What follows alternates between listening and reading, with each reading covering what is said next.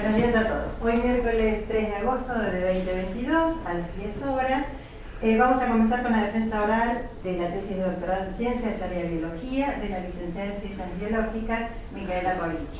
Documento nacional de identidad 32.668.681, matrícula D 654 de 2015. El título de la tesis: Incorporación, contenido y taxonomía de los silicofitolitos en suelos asociados a actividad agrícola ganadera del sudeste bonaerense, bajo la dirección de la doctora Mariana Fernández Sonaine, aquí presente, y la codirección de la doctora Margarita Luisa Osterrieta, aquí presente también. Los miembros del jurado se encuentran conectados online, son la doctora Ana María Rosa Becker, el doctor Mauro Parolini y el doctor Gustavo Adolfo Martínez. Bueno, Micaela. Bueno, muchas gracias por la Escuchamos. Voy a pasar a compartir.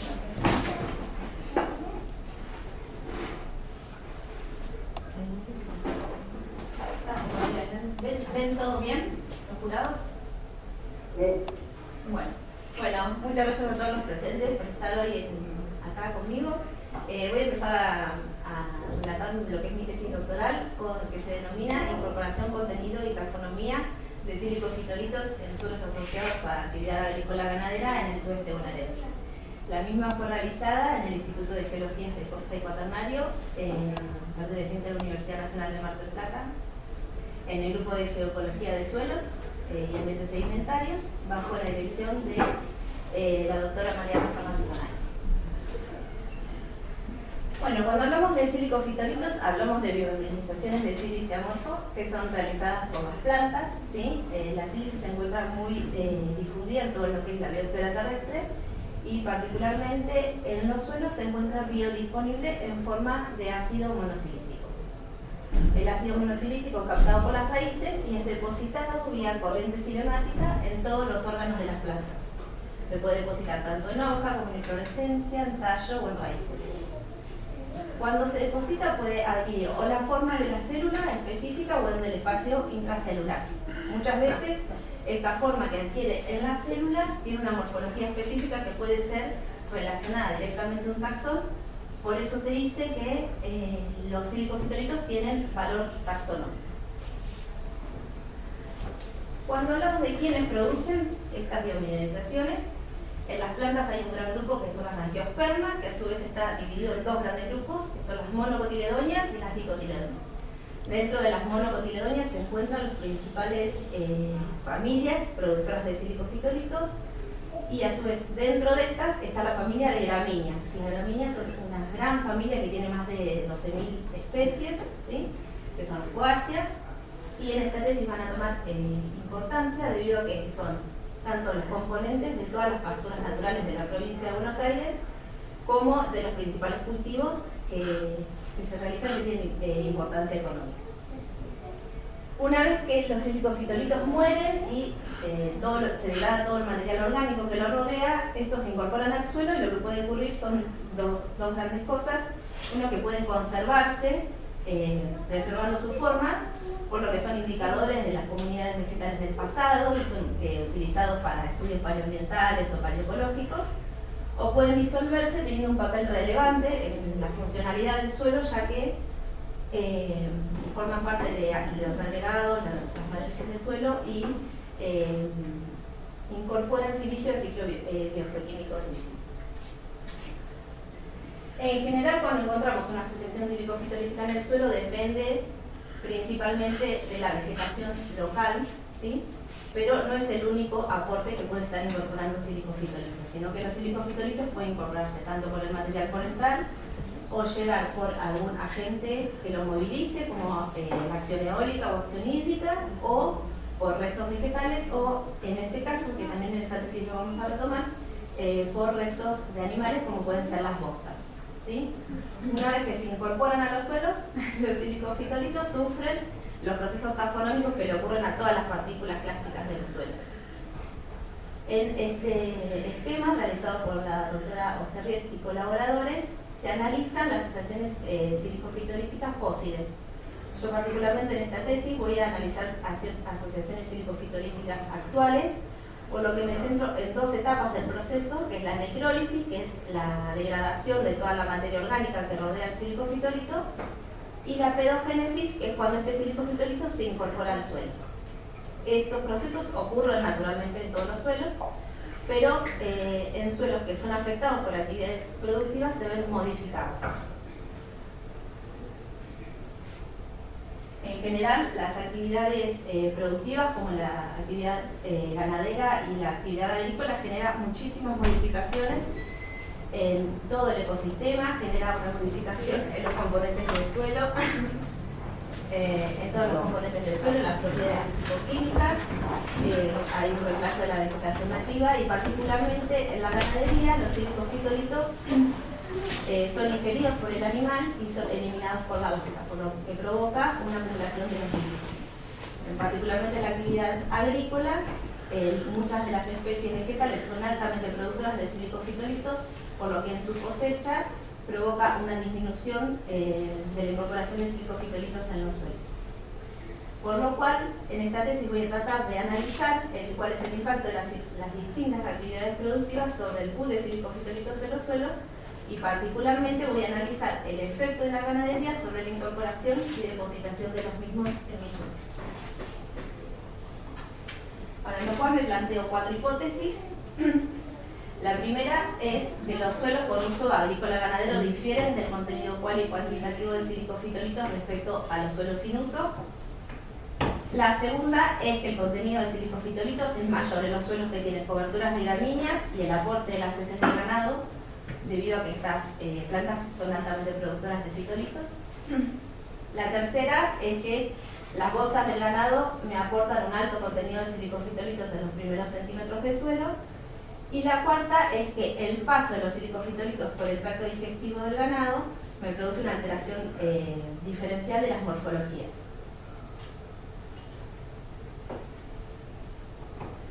Como objetivo general tengo analizar y caracterizar el efecto de la actividad agrícola ganadera sobre la incorporación, la distribución, el contenido y la taxonomía de los silicofitolitos en suelos del sudeste bonaerense.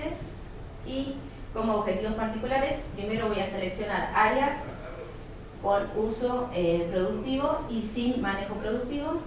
Luego voy a relevar toda la vegetación dominante en estas parcelas. Voy a cuantificar y describir la producción de silicofitolitos por parte de las especies vegetales. Voy a realizar una caracterización morfológica y físico-química de los suelos. Luego voy a describir cuál y cuantitativamente el contenido de silicofitolitos en estos suelos analizados. Como sexto objetivo, tengo que analizar el aporte de silicofitolitos por parte tanto de las heces como de las raíces preexistentes en los suelos. Luego voy a analizar el contenido y el estado de preservación de silicofitolitos cuando pasan por el tracto digestivo, pasando desde la planta forrajera hasta encontrarlo en la bosta. Y como último, tengo que analizar y comparar el contenido y la incorporación de silicofitolitos en suelos de las distintas prácticas de uso y evaluar los procesos taxonómicos que afectan la presencia y la ausencia. Bueno, en cuanto al área de estudio, fue en las cercanías de la Laguna de los Padres, que la Laguna de los Padres queda a 14 kilómetros de Mar del Plata, en el Partido General Porredón, en el sudeste de la provincia de Buenos Aires. Tiene un clima subhúmedo, húmedo mesotermal. La vegetación nativa era de estepa de gramíneas y los suelos son de un grupo de molisoles argidoles típicos. En cuanto a la selección de sitios de estudio, yo tengo tres parcelas contiguas, donde tengo 2 parcelas con uso productivo y una sin uso productivo, que es la de la reserva. En la pastura natural tengo una cobertura completamente del 100% de gramíneas, gramíneas que crecen espontáneamente y son utilizadas por el dueño del campo para el pastoreo y la bosta vacuna. Contiguo a eso hay un campo cultivado de grandes extensiones donde se utiliza para prácticas agrícolas convencionales hace más de 50 años. Y luego la reserva, que la reserva es parte de la reserva intangible de la Laguna de los Padres, donde no se realiza ningún tipo de actividad ni productiva ni recreativa, que en este caso, en las 2 parcelas analizadas, tengo unas especies exóticas invasoras. Una es un bosque de Acacia melanoxylon y otra es Rubus humifolio, que es la zarzamora. Bueno, en cuanto a los materiales y métodos, tanto en la reserva como en el campo cultivado, las especies vegetales habían sido analizadas previamente por otros integrantes del grupo de geoecología de suelos, por lo que yo analicé en la pastura natural las especies vegetales. Se realizaron 5 censos de vegetación con un cuadrante aproximadamente de 2×2, donde se estima el porcentaje de cobertura vegetal, se estiman las especies dominantes y estas se extrajeron para su posterior determinación en el laboratorio. En cuanto al muestreo de suelos, se analizaron 2 perfiles en cada uno de los sitios de estudio, hasta los 60 centímetros, tomando muestras cada 10. Particularmente en la pastura natural se tomaron los 10 primeros centímetros del suelo asociado a la bosta. Para la caracterización, es decir, para todas las propiedades físico-químicas y morfológicas de los suelos, la descripción morfológica se realizó en base al establecido por Sol Survey Staff. Y en el laboratorio yo analicé análisis textural, densidad aparente, humedad relativa, pH y materia orgánica. En cuanto al muestreo de bostas, para analizar tanto el aporte de raíces y de bostas, el muestreo de bostas se realizó con una transecta en la pastura natural de 4 metros, donde se muestrearon todas las bostas que tocaban esta línea transecta, se llevaron al laboratorio para el posterior procesamiento, y el aporte de raíces en cada muestra de suelo, fueron pesadas las muestras de suelo, se trajeron todas las raíces presentes, se lavaron, se secaron y se separaron para su posterior determinación y procesamiento. En cuanto a la caracterización, tanto en plantas como en bostas como en raíces, se llevó a cabo mediante la calcinación de la Volue, donde se obtienen cenizas que son miradas al microscopio con aceite de inmersión, y luego se determinan y se clasifican según el Código Internacional de Silicofitolitos.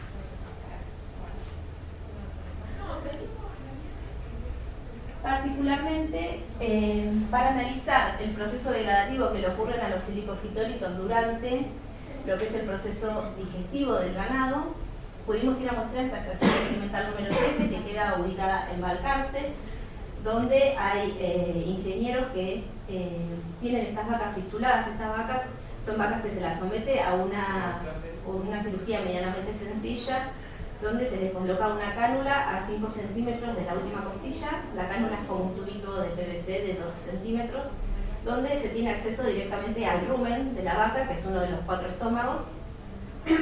Es el segundo, sería el preestómago.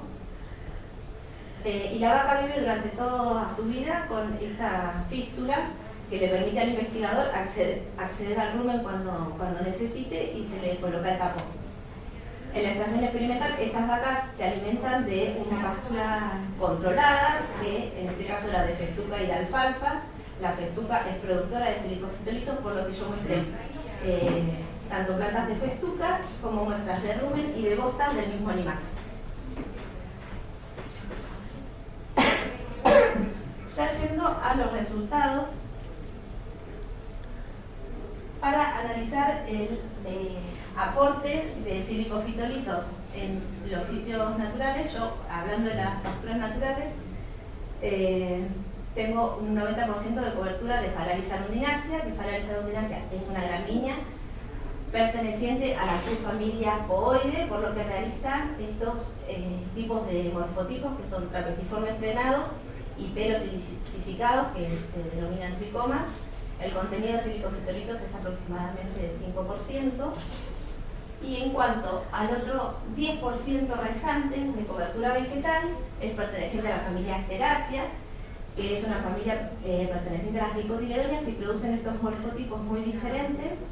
Las herbáceas que encontré son Hipochaeris licebaci, Hipochaeris redicata y Cirsium vulgaris, que era tipo un cardo. El contenido de silicofitolitos es un poco menor, varía entre el 2 y el 5%, y producen estos morfotipos que son tabulares poligonales, que son con estos que los bordes rectangulares, y tabulares lobados, que son estos que tienen los bordes más redondeados.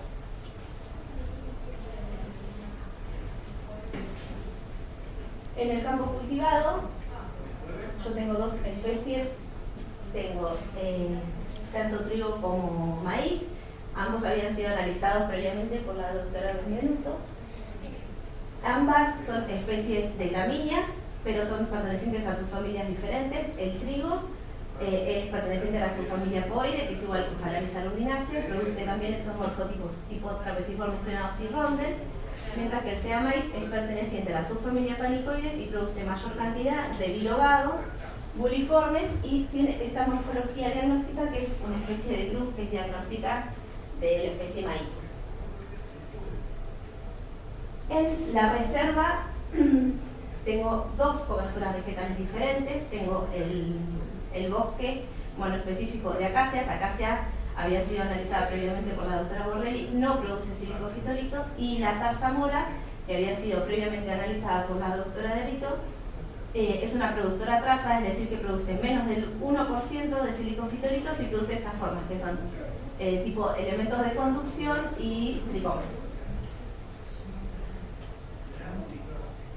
A modo de resumen, para saber qué especies me está aportando mayor contenido de silicofitolitos en las parcelas, tengo que el mayor contenido de silicofitolitos está aportado por las especies presentes en el campo cultivado, seguido por los de la pastura natural, y por último Rubus unifolius, que es la productora traza que se encontraba en la reserva. Ya yendo a las características de los suelos, cuanto a las características morfológicas, lo primero que se observa es que tengo un desarrollo diferencial de lo que es el horizonte A, el epipedón mólico, donde es muchísimo mayor en los suelos de la reserva, donde en la cobertura de zarzamora tengo aproximadamente hasta los 54 centímetros, seguido de la pastura, que llega hasta los 34, ¿sí? Y particularmente en el campo cultivado se observa a los 19 centímetros una zona de mayor compactación de 3 centímetros que se denomina piso arado. Este piso arado se corresponde con el uso de las maquinarias agrícolas, el continuo uso de las maquinarias agrícolas, que provoca esta zona más densificada. En cuanto a las características físicas, la densidad aparente fue mucho mayor en el campo cultivado, y esto puede deberse también al uso continuo de las maquinarias agrícolas, seguido de la pastura natural. Tengo el mayor contenido de densidad aparente, que esto puede deberse al paso continuo del ganado, ¿sí? En cuanto a la humedad relativa, fue muchísimo mayor la encontrada en la pastura natural, y esto es debido a que en la pastura natural yo tengo una cobertura del 100% de gramíneas durante todo el año, por lo que provoca, protege, digamos, el suelo tanto de la acción de la radiación solar o en los vientos. En cuanto a las características químicas, yo analicé tanto materia orgánica como pH de todas las parcelas. La materia orgánica, tengo particularmente mayor cantidad de materia orgánica tanto en la reserva de zarzamora como en la pastura natural, los primeros 10 centímetros de humedad asociados a la bosta, y esto es completamente lógico debido a que la materia orgánica está completamente relacionada tanto con los restos vegetales como los restos animales, y en el campo cultivado se observaron los menores contenidos de materia orgánica a lo largo de todo el perfil. En cuanto al pH, los rangos de pH no fueron muy relevantes debido a que no se observaron grandes variaciones ni dentro de la parcela ni entre parcelas, hubo unas variaciones entre 5 y 6,4. Ya yendo al contenido de silicofitolitos en las distintas parcelas, lo primero que se observa es que en 4 de los 3 perfiles tengo una distribución del contenido de silicofitolitos que es mayor en la superficie y va disminuyendo hacia la base del perfil, con excepción del campo cultivado. Yo en el campo cultivado tengo una mayor concentración de silicofitolitos entre los 10 y los 20 centímetros, y esto coincide a su vez con la presencia de este piso arado. Este piso arado, al ser una zona compacta y de mayor densificación, provoca que le impida al silicofitolito mirar hacia la base, ¿sí? En cuanto a los contenidos en sí de silicofitolitos, tengo los mayores contenidos en la reserva de zarzamora. Esto es contrario a lo esperado debido a que, como analizamos previamente, Rubus unifolius es un productor trazo, es decir, que no está dado directamente por la vegetación presente. Y los menores contenidos fueron encontrados en el campo cultivado, y con respecto a la incorporación de bostas, la incorporación de bostas me produjo un incremento del 3% del contenido de silicofitolitos respecto a la pastura natural que no estaba asociada. Bueno, el aporte de raíces también tengo una mayor concentración de raíces en todas las parcelas, en los primeros 10 centímetros, superficiales, y después a su vez en lo que es la pastura natural tengo una muchísima mayor concentración de raíces, y estas raíces me aportan muchísimo mayor cantidad de silicofitolitos. Esto puede verse por la vegetación local presente, debido a que, como dije, tengo una cobertura de gramíneas, y las gramíneas tienen este tipo de raíces fibrosas. Ya yendo a los morfotipos encontrados, en los silicofitolitos que encontré en bostas hubo una gran diversidad. Se encontraron rondes, trapeciformes, tricomas, buliformes, bilobados, elementos de construcción, pero hubo un gran predominio de silicofitolitos no identificados, que son estos que se observan en la foto, que al tener un estado avanzado de degradación no pueden ser asignados a ninguna de las categorías previamente descritas. Predominaron en las formas aisladas, elongados lisos, rondes, tabulares, ¿sí? Ya yendo a las morfologías que encontré dentro de los suelos, voy a primero comparar la pastura natural, los primeros 10 centímetros de la pastura natural asociada a la bosta, que es el gráfico de arriba, con la pastura natural sin estar asociada. En la pastura natural asociada a la bosta tengo una gran cantidad de rondes, que es esa morfología, que es pequeña, que es como un cono, y de estos bilobados partidos. Estos bilobados, el bilobado en general tiene como una forma de mancuerna, que está unido por una barra central, y esa barra central puede sufrir la ruptura, la degradación física, por lo que se encuentran estos lóbulos separados, ¿sí? En la pastura que no está asociada a la bosta, voy a tener un mayor contenido en el horizonte O de tricomas y trapeciformes plenados. Esto coincide plenamente, si se acuerdan, con la producción de silicofitolitos de Phalaris arundinacea, que era la vegetación presente. En la reserva no se observan grandes modificaciones entre el perfil de zarzamora y el perfil de acacia, y tengo un predominio tanto de elongados, de trapeciformes plenados y de rondel. Y en el campo cultivado, que es el campo donde estaba el piso dorado, voy a tener una mayor concentración de estos bilobados fragmentados hacia la profundidad del perfil. Encuentro los tabulares dendríticos, que el tabular dendrítico es una morfología propia de la inflorescencia de gramíneas, como de maíz o de trigo, y es en la parcela donde se encuentra mayor cantidad de silicofitolitos no identificados creciendo hacia la profundidad. Ahí hay unos ejemplos de estos silicofitolitos muy degradados. A modo de resumen, podemos decir que, bueno, en la reserva, tanto en la parcela de acacia como en la parcela de zarzamora, tengo los mayores contenidos de silicofitolitos de suelos encontrados, y esto es contrario al esperado porque, como analicé previamente, las especies vegetales no producen grandes cantidades de silicofitolitos, por lo que esto podría deberse a que la vegetación graminosa previa a la forestación, esta forestación que encontramos hoy en la reserva, tiene aproximadamente 60 años, antes hubo una pastura, ¿sí? O que los horizontes O actúan protegiendo la acción erosiva sobre los horizontes superficiales, o a que la vegetación adyacente queda atrapada por las ramas de Rubus unifolius. Rubus unifolius la zarzamora es una especie arbustiva que tiene tallos, es muy invasora, tiene tallos con unas pequeñas espinas que entrampan gran parte de restos vegetales. En el campo cultivado se observaron las menores cantidades de silicofitolitos, y esto puede deberse a que las prácticas agrícolas convencionales remueven gran parte de las especies cultivadas, impidiendo la incorporación de estos silicofitolitos a los suelos. Y luego en la pastura natural se encontraron los contenidos de silicofitolitos eran similares a otras pastizales naturales de la provincia de Buenos Aires, y la bosta incrementó aproximadamente un 3% el contenido de silicofitolitos, por lo que podemos decir que serían un importante agente de incorporación de estas biomineralizaciones al suelo. Ya yendo a los morfotipos encontrados, en la pastura natural con bosta tengo los mismos morfotipos encontrados que en las bostas, es decir, la mayoría o gran cantidad de no identificados y estos bilobados fragmentados. En la pastura tengo trapeciformes plenados y tricomas que pertenecen a la especie vegetal presente en el momento del muestreo, que es Phalaris arundinacea. En el campo cultivo tengo mayor cantidad de tabulares dendríticos, bilobados panicoides y cruces, que estos pertenecen a maíz. Y en la reserva particularmente tengo mayor cantidad de morfologías de gramíneas, por lo que estaría confirmando la hipótesis de que estas pertenecen a gramíneas que se encontraban en ese lugar previas a la forestación.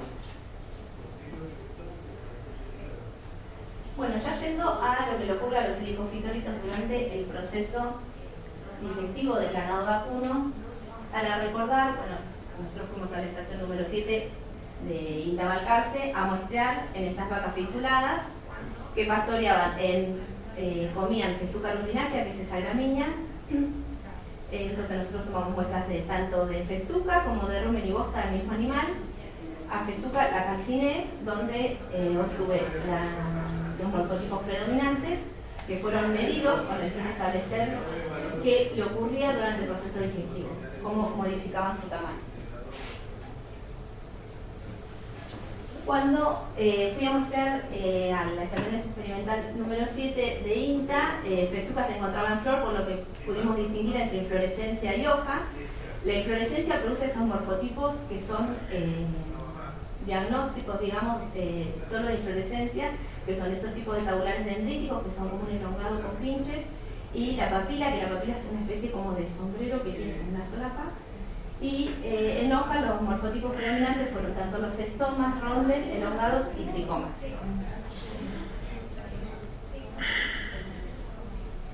Cuando analizo el rumen tengo una mayor concentración de papilas y de rumen. La cantidad de no identificados es aproximadamente del 17% y la cantidad de morfotipos articulados, es decir, morfotipos que se encuentran unidos, es aproximadamente el 12%. Ya cuando cuantifico la cantidad de silicofitolitos en bostas, tengo un predominio de rondels, seguido de tabulares dendríticos, que es esta morfología de la inflorescencia de gramíneas.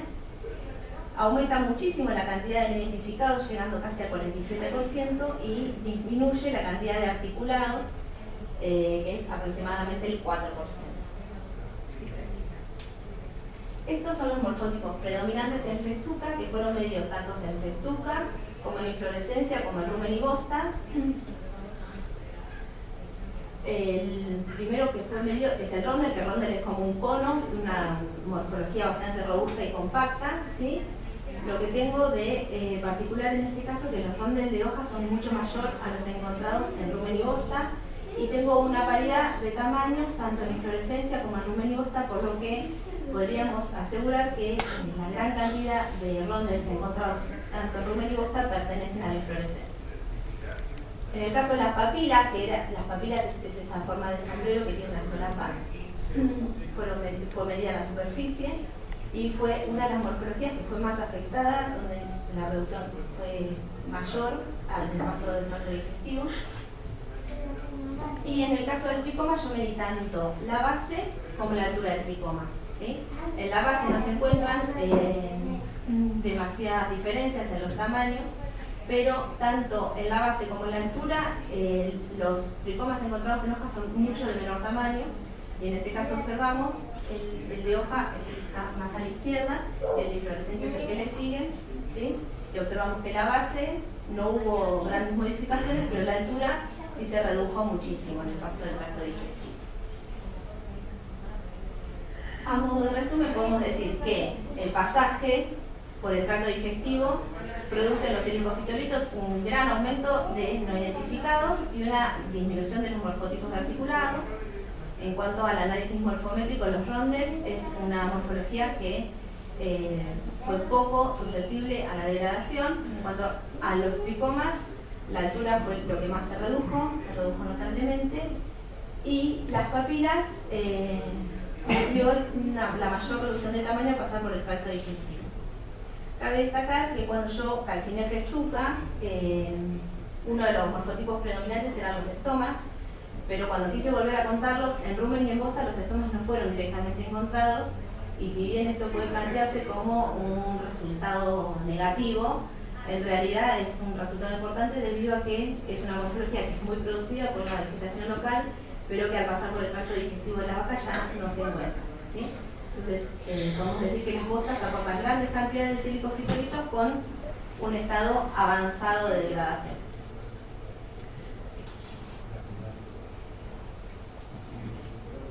Ya yendo a las conclusiones, en base a las hipótesis planteadas, yo la primera hipótesis que había planteado era que los suelos con uso agrícola ganadero difieren del contenido cual y cuantitativo de silicofitolitos respecto a los suelos sin uso productivo. Esta hipótesis es aceptada debido a que en el campo cultivado, por ejemplo, se registró una disminución del contenido de silicofitolitos presente y a su vez me incorporó nuevos morfotipos de las especies propias vegetales cultivadas, como son las cruces, los bilobados, panicoides, los tabulares dendríticos, y en la parcela con uso ganadero se observó una mayor incorporación de silicofitolitos con un elevado grado de degradación.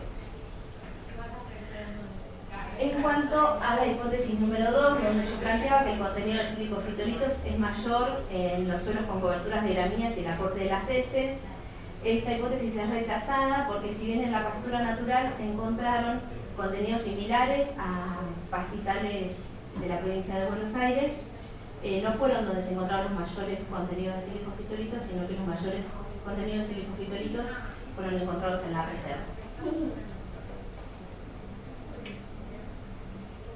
En cuanto a la hipótesis número 3, donde las heces del ganado vacuno aportan el contenido de silicofitolitos en los primeros centímetros del suelo, esta hipótesis fue aceptada debido a que, como sabemos, el ganado vacuno se alimenta de especies de gramíneas que son productoras de silicofitolitos, y si bien estos se degradan de manera diferencial, todos los silicofitolitos ingeridos son eliminados por las bostas de los animales y esto es incorporado a los suelos.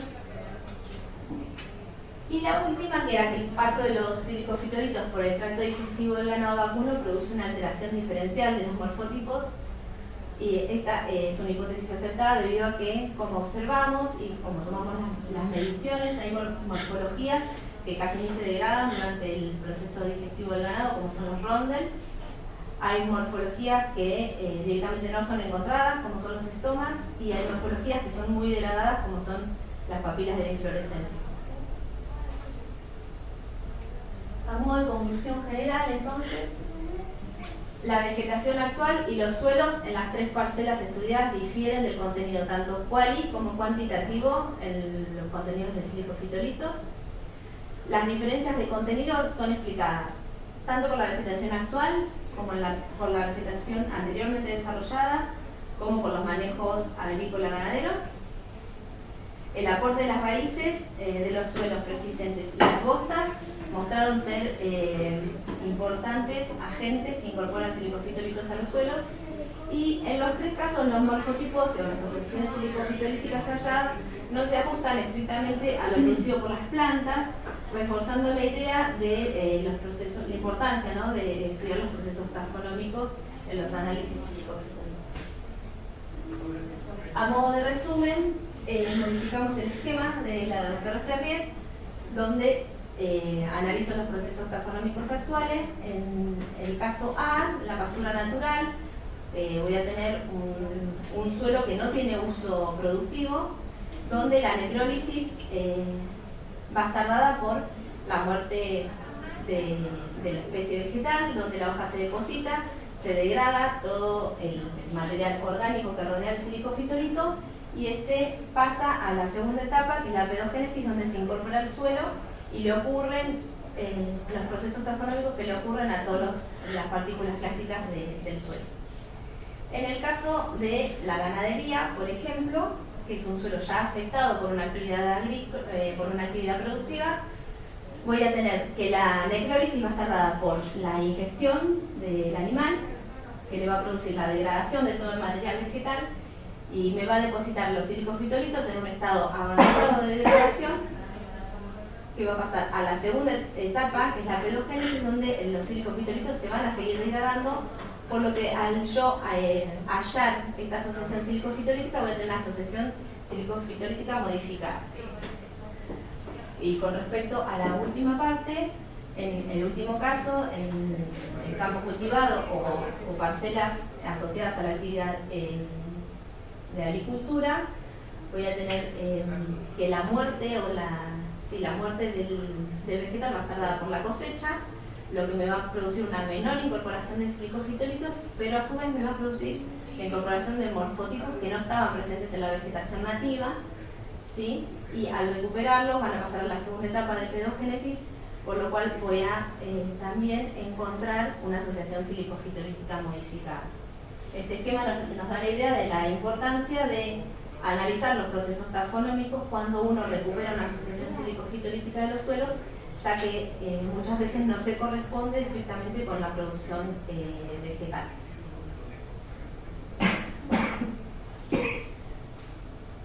Ya, muchas gracias.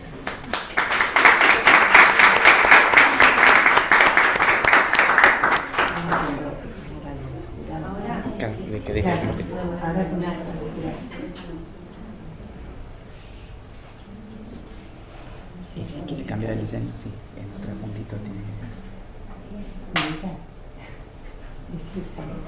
Si vas a los 3 puntitos de abajo, como el mouse, ahí, ahí a tu izquierda, bueno, justo a la izquierda de los 3 puntitos, ahí, toca ahí. Toca ahí. Ahí está, eso.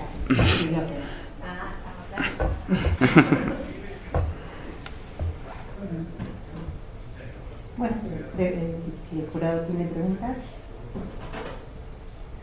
No sé si tiene alguna pregunta.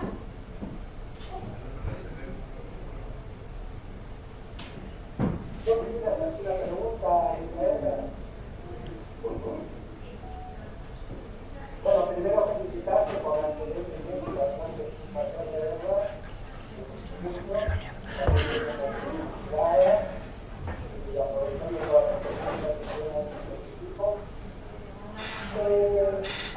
me interesó el tema de las negociaciones parlamentarias, a partir de las diferencias que tienen los históricos y no publicitados, lo que aquí me muestra, ¿no? Que la diferencia fue una proporción, un 3% mayor, afectado por procesos económicos y políticos, y bueno, la parte de la producción de los jóvenes, la parte de la porque la pregunta sería, estas diferencias, tanto morfológicamente como cuantitativamente, diferentes pueden ser suficientes con pastoreo antiguo, servicios arqueológicos, o corrales, o conocidos, o en otros ambientes sociales. Sí. Gustavo, yo creo que en cuanto a las morfologías no encontré diferencias en los aportes de bostas, debido a que como las bostas, como el ganado comía en el mismo lugar, los morfotipos encontrados eran iguales a los de la vegetación presente.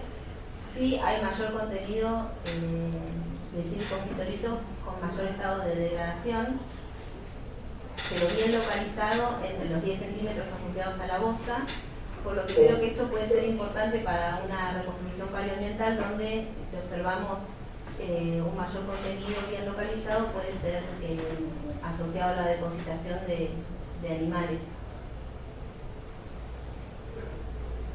Está bien, encima de los 15 centímetros es importante porque dependiendo del metro contiguo, los 10 centímetros quedarían incluidos en el sistema de muestreo que tiene. Para identificar una capa que es escala en un registro, debe ser un trabajo de estadística que calcular esa capa, ¿no? Bueno, después quería preguntarte, antes, si pensás seguir trabajando en el tema o cuál es tu perspectiva con esta línea de trabajo. Sí, en realidad nos gustaría seguir trabajando con diferentes con parcelas con diferente carga vacuna para ver cómo se modifica el contenido de silicofitolitos y hacer más análisis morfométricos como los que hicimos en INTA Balcarce con diferentes especies vegetales. Me pareció muy interesante cómo la degradación diferencial de morfotipos para incluso hacer, cuando uno recupera una asociación de silicofitolitos en los suelos, no sobreestimar o subestimar la vegetación pasada, por ejemplo. Bien, bueno, muchas gracias. Gracias a vos. Uma pergunta também. Margarita, ayúdame, por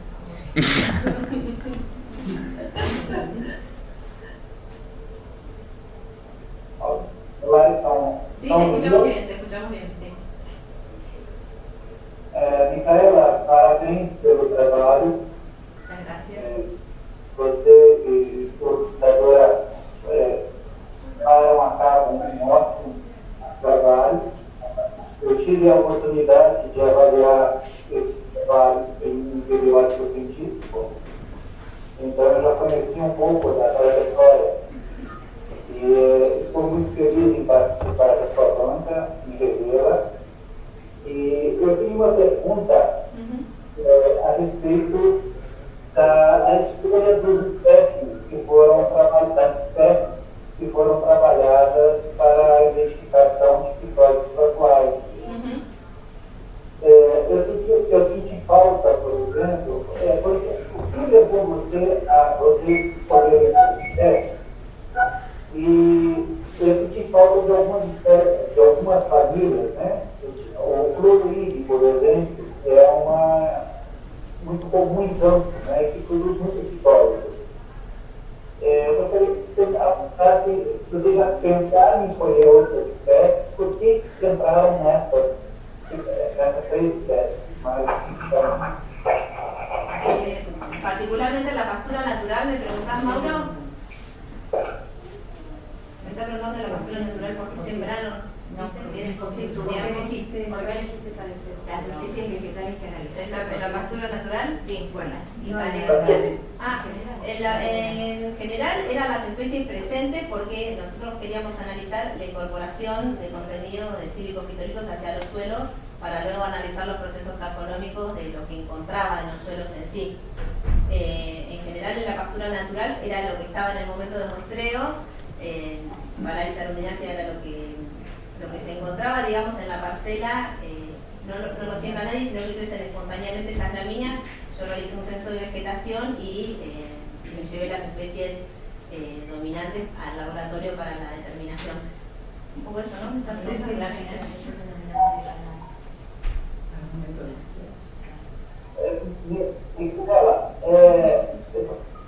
apenas um animal foi selecionado para essa oferta. No, 5 años. En INTA, en la última parte donde yo analizo los procesos digestivos del ganado, no, se analizaron 5 vacas que se les tomaron muestras de rumen y de bosta extraída directamente del colon de la vaca. Sim. É que me parece que na tese está uma apenas. ¿Una vaca? Me parece que la tesis dice una sola. No, son 5 animales. Pusiste 5 muestras, por ahí va claro. Que eran de 5 animales diferentes. Sí. Interessante que eu esperava que esse coma, papilas, fossem diluídos com o trato intestinal, e não são. Claro, que no fueron no se esperaban que se encontraran completamente las papilas, que no se encuentren y que las encontraran. Sí, fueron una de las morfologías más degradadas, pero igualmente en el rumen y en la bosta se lograron diferenciar bien las papilas pertenecientes a Festuca-Luminas.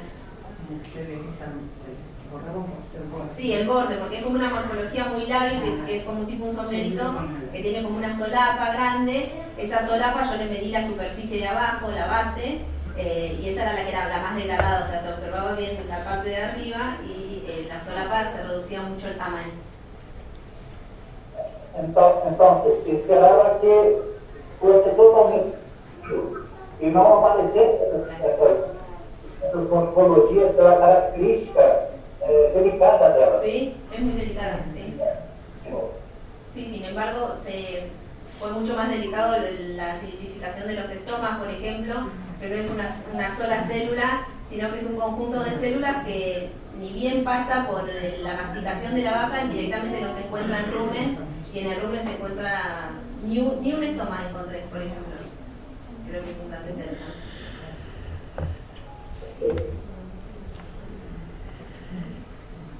Gracias. Bueno, gracias. Bueno, Micaela, ¿me escuchas? Sí, te escucho perfecto.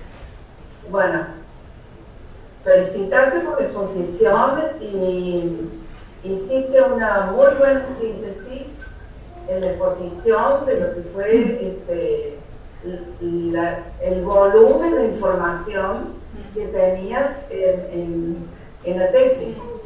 Hiciste una súper buena síntesis, tenés muy buena realidad. Yo no trabajo específicamente en frijolitos, simplemente lo he hecho con Margarita como una lectura, porque me interesa el tema.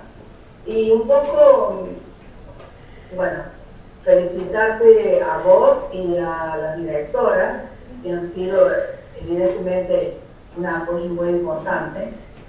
Y me sumo un poco a lo que preguntaba Gustavo, ¿qué expectativas te presentarías y con respecto a hacerlo en pasturas?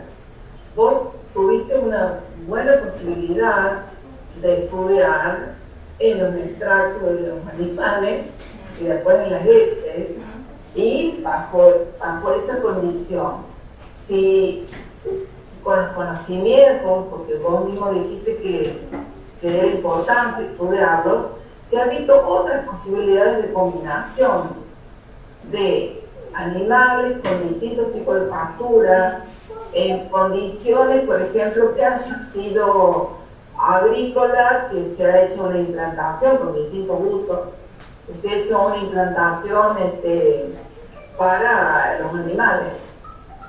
¿Qué es lo que observaste? ¿Vi posibilidades? ¿De diferenciar las bostas, por ejemplo?